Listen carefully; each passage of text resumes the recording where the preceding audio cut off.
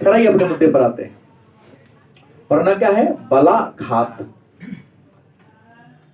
इसके परिभाषा को भी वस्तुनिष्ठ में प्रश्न बना सकता है, या कोई एक शब्द दे देगा, पूछेगा इसमें बलाघात किस पर है, 4 ऑप्शन दे देगा। जानो कि बलाघात क्या है। बलाघात मतलब बल से आघात। बलाघात का मतलब क्या हो गया? बल से आघात। जैसे ये डंडा हुआ, क्या हुआ? हमने इस सोल्जर अपने बाहों पर बल लगाया, इसके बल से हमने प्रहार किया अपने इस पोर्शन पे, पाम मतलब हथेली पर प्रहार किया। प्रभाव यहां पर रहा है ना, बल यहां लगा लेकिन प्रभाव। तो बोलने के क्रम में, लिखने के क्रम में नहीं, ध्यान रखिएगा, क्योंकि लिखने के क्रम में बलाघात का कोई मतलब नहीं रह जाता है, कोई मायने नहीं रह जाता है।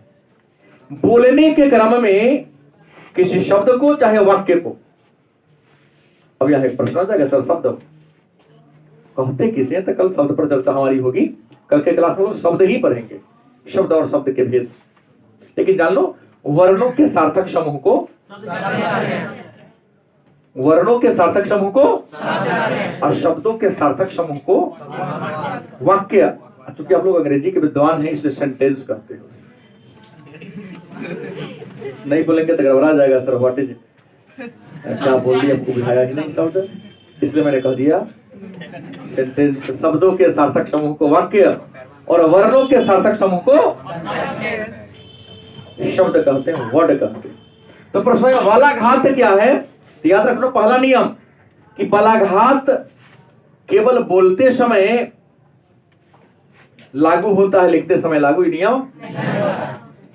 बोलते समय किसी शब्द, अक्षर या वाक्य के जिस भाग पर जोर पड़ता है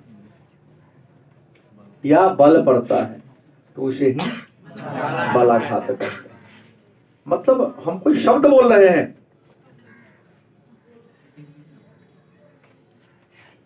ए करीम, हमने कहा क र में दीर्घ ई की मात्रा और म, तो करीम जो शब्द हमने बोला इसमें जोर किस पर पड़ा? गलत। करी दीर्घ ई की मात्रा आ रही है। क्या आप लोग दिमाग लगाते हो भाई? 3 शब्द का हमने मात्राओं को छोड़ दिया, 3 शब्दों का, एक 3 अक्षरों का हमने एक शब्द बोला करीम। दिमाग लगाओ, थोड़ा सोचो अपने मन में कि शब्द ने क्या कहा? करीम।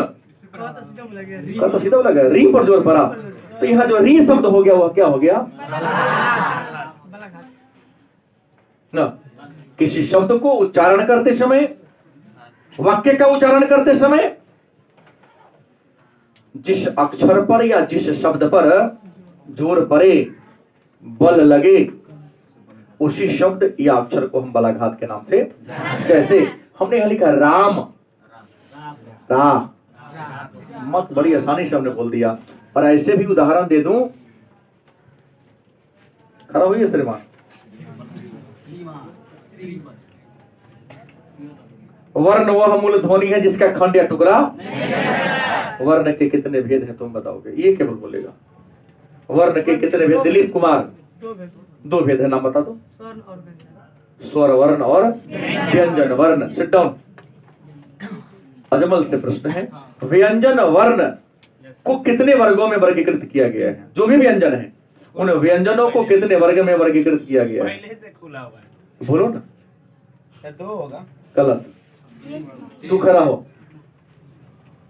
व्यंजन वर्ण को कितने वर्गों में, कितने भागों में बांटा गया है? Very good, 6। क्या? अंतस्थ, उष्म, स्पर्श, 5 है ना? 6 है। द्विगुण हो गया, 5 संयुक्त हो गया, और सबसे नीचा अनुस्वार 6 है भाई, नंबरिंग में दे दिया। खैर मुद्दा जो हो, हमको ये नहीं पूछना था, हमें शिवम, लंबू वाला शिवम खड़ा हो। हाँ हाँ, नाम रख देता हूँ, शिवम 1, शिवम 2। हाँ। तो शिवम से प्रश्न है, स्वर वर्ण के कितने प्रकार हैं? कितने हैं? नाम बता सकते हैं क्या? हाँ, ह्रस्व स्वर, दीर्घ स्वर और प्लुत स्वर। Sit down, very good. प्रश्न ये का ह्रस्व स्वर क्या है? तो जिसके उच्चारण में एक मात्रा का समय लगे, कहा था हमने, और जिसके उच्चारण में उसे दीर्घ है, और दो से अधिक मात्रा का समय लगे प्लुत। तो याद रखना, बलाघात में हमेशा याद रखना है कि ह्रस्व कभी बलाघात नहीं होगा। जब होगा तो दीर्घ और प्लुत वाला जो शब्द होगा, जो अक्षर होगा, वही बलाघात होगा। क्योंकि दीर्घ में 2 मात्रा का समय लगता है और प्लुत में 2 से अधिक मतलब 3 मात्रा का समय लगता है। गलत कि सही? हमने कल बताया, फिर आगे बता दो। तो यहाँ रा और जो आ बराबर रा हुआ, क्या जी? आ रा, आ की मात्रा है ना, तो आ का सदस्य मिश्रण क्या होगा? और जो आ बराबर आ, तो हमने बोला राम, तरा जोर पर रहा है ना, तो यहाँ पर बलाघात क्या हुआ? रा। अच्छा, दूसरा, मैं पटना, ये तो शब्द वाला बात हो गई। मैं पटना जा रहा हूं, हमारे जाने का फल कहां पर रहा है? हाँ। तो शब्द में होगा तो मैं पटना जा रहा। इस वाक्य में जोर कोना पर पड़ रहा है? तो मैं बोल रहा हूं मैं पटना जा रहा हूं, तो हमारा जोर कहां पर रहा है? जा पर, पटना पर। हमारा प्रभाव पटना पर न पड़ रहा है। जिस पर प्रभाव पड़ेगा उस पर ना। मैं आम खा रहा हूं, खा किसको रहा हूं? हमारे एक्टिविटी का, हमारे क्रिया का फल जिस पर पड़ रहा हो। सेंटेंस हो,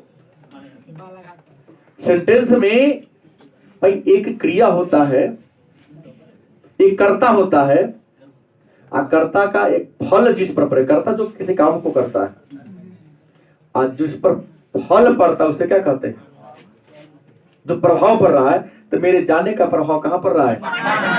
तो यहाँ पर बलाघात क्या होगा?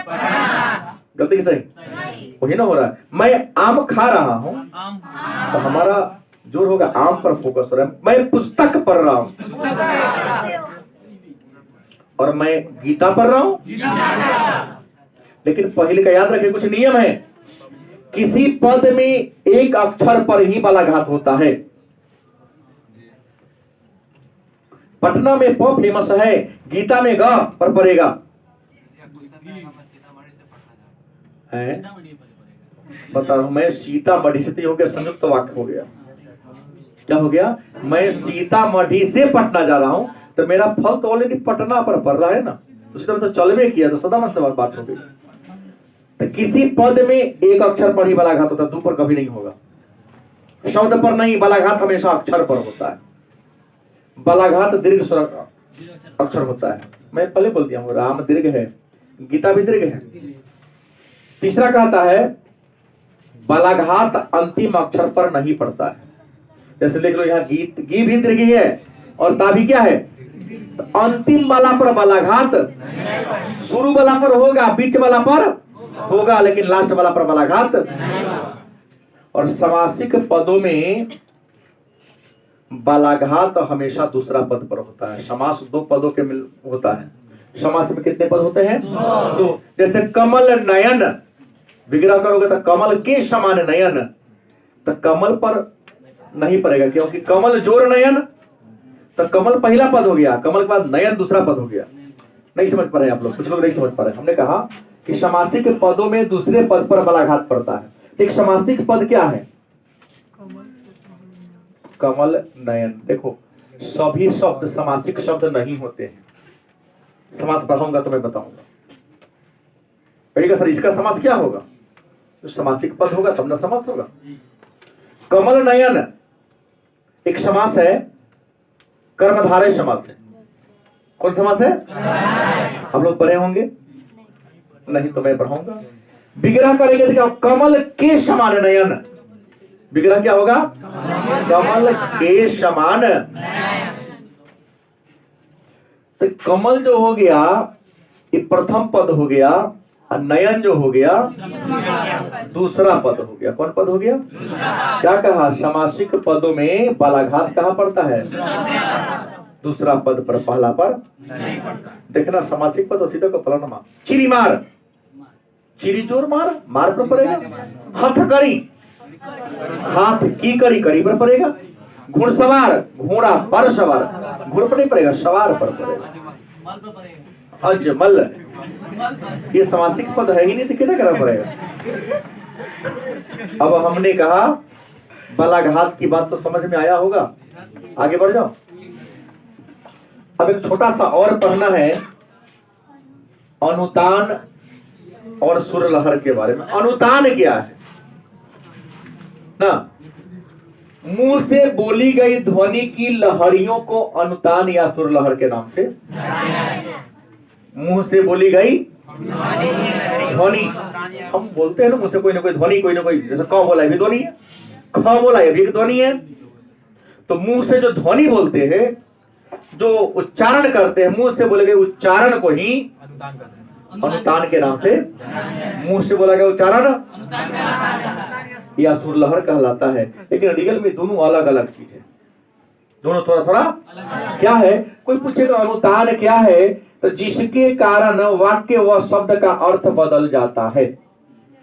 लाइक छोड़ो, बहुत लंबा करने की कोई जरूरत नहीं, आसान समझो। कोई पूछेगा अनुतान क्या है, तो जिसके कारण वाक्य व शब्द का अर्थ बदल जाता है, क्या कहलाता है। तो वाक्य का अर्थ बदल क्या रहा है, तो वह पढ़ रहा है। ये तो सामान्य वाक्य है, क्या है, इसका अनुतान क्या होगा, क्या वह, क्वेश्चन मार्क, इसको कहते प्रश्नवाचक चिन्ह। जैसे प्रश्नवाचक चिन्ह आ गया, शब्द या वाक्य का मतलब क्या हो गया, बदल गया। तो जैसे ही शब्द का या वाक्य का अर्थ बदले, उसे वो क्या हो जाएगा, वो अनुतान हो जाएगा। क्या इसी को चेंज कर दो, अरे अरे रुकना है तो बड़ा बेसी देर, आश्चर्य, विस्मयादि बोधक इसका चिन्ह है। ये विस्मयादि, ये जो हो गया इसका साइन होता है विस्मयादि बोधक होता है। इसको क्वेश्चन मार्क्स, प्रश्नवाचक चिन्ह, इसको विस्मयादि बोधक, इसको अल्प विराम, इसको पूर्ण विराम, इसको संयोजक चिन्ह। भाई हम अंग्रेजी वाले नहीं है भाई, तो 5 तो आज सीखा है कम से कम। इसे क्या कहोगे, अल्प विराम। व्याकरण क्या कहा, चल आप लोग कहते हैं कौमा बड़ा, इसे कहते हैं पूर्ण विराम, इनको संयोजक चिन्ह कहते हैं। जो शब्दों के बीच में होता संयोजक चिन्ह, ऐसे प्रश्नवाचक चिन्ह, इसे विस्मयादि बोधक, आश्चर्य को सूचित करने वाला शब्द है। अरे रुकना है कुछ सेकंड, वह पढ़ रहा है। तो ये जो क्या हो गया, अनुतान हो गया। शब्द का अर्थ थोड़ा सा हेर फेर हुआ, शब्द का मतलब क्या हो गया, वह पढ़ रहा है। सामान्य बात है, क्या वह पढ़ रहा है, किताबें लेके बैठा है खोल के। अरे वह पढ़ रहा है, नहीं ऊपर सिद्ध कर, असल नहीं, वो पढ़ रहा है, उससे कोई काम ना लो, परीक्षा होगा उसका। अब बोलने में, वाक्य में, माने बोलने के क्रम में, बोलने के क्रम में कई बार होता है, बोलने के क्रम में वाक्य में उतार चढ़ाव होते ही रहता है, ना होता है, स्लो तेज, ऊपर नीचा, अप डाउन, तीनों लेना लो, अन्य को क्या लिया जाए। मैं खा रहा हूं, मैं रोटी खा रहा हूं, नहीं गुस्सा तो नहीं बोले, मैं खा रहा हूं, सामान्य बात हो गई। लेकिन हमें कहा नहीं, मैं रोटी खा रहा हूं, क्या समझ, गुस्सा नहीं होना है। फिक्स हो गया कि मैं खाना में क्या कर, रोटी, फिक्स हो गया फलन में चीज खा रहा हूं। बोलने के क्रम में वाक्य में क्या हो रहा है, स्लो मंदी होते रहता है। शब्द बोला लगना चाहिए भाई, ये खाए करेगा ही। क्या खाओगे आप, तुम जानते नहीं हो कि मैं रोटी खाऊंगा। क्या मैं चावल खाता हूँ, क्या मैं चावल सिर्फ कह दे कि नहीं चावल खाने वाला नहीं है। तो बोले थोड़ा सा शब्द का हेरफेर हो गया, मतलब तुमको नहीं पता चलेगा टाइट बात, लेकिन क्या मैं चावल खाता हूँ कह रहा है कि मैं नहीं खाता हूँ। डायबिटीज वाले लोग हैं, तुम जानते हो ना मैं रोटी ही खाता हूँ। तो प्रश्न क्या हुआ, वह पढ़ रहा है, सामान्य बात कहता है। बोलने के क्रम में वाक्य में जो उतार चढ़ाव होता है उसी को क्या कहते हैं, सुर लहर। और शब्द का अर्थ बदल दे तो उतार चढ़ाव को। कम से कम 3 परिभाषिक वस्तुनिष्ठ शब्द तो प्रश्न तो आया। जिस पर बल पड़े, पूछ देगा कि गीता में, गीता शब्द में बलाघात कोना पर है, जी पर क्या, और जिसके कारण वाक्य या शब्द का अर्थ बदल जाए, अनुतान। बोलने के क्रम में वाक्य में जो उतार चढ़ाव होता है, उदाहरण 3 को दे दिया। वह पढ़ रहा है, सामान्य वाक्य है। क्या वह पढ़ रहा है, प्रश्नवाचक आ गया, अनुतान हो गया या चेंजिंग हो गया। अरे वह पढ़ रहा है, सुर लहर भी होगा और अनुतान भी हो जाएगा। ठीक है, टॉपिक छोटा था। कल के क्लास में हम लोग शब्द और शब्द के प्रकार के बारे में चर्चा करेंगे। वहां से भी प्रश्न हर साल आता ही है, शब्द से हर साल